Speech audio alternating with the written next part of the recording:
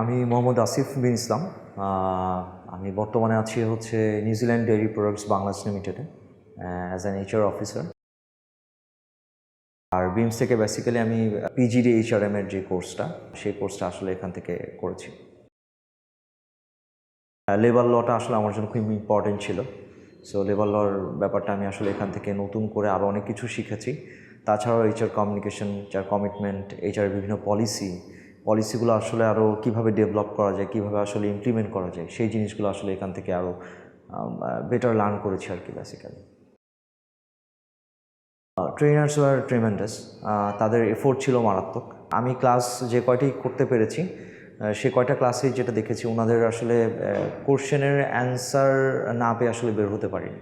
ওনাদের প্রত্যেকের এফোর্ট ছিল ট্রিমেন্ডাস। আর সবচেয়ে বড় কথা হচ্ছে ওনারা অনেক ফ্রেন্ডলি ছিল, আর তার চেয়ে বড় কথা হচ্ছে অনেক হেল্পফুল ছিল। For details, please visit our website at www.bimsedu.com or call us at 01717 251 585.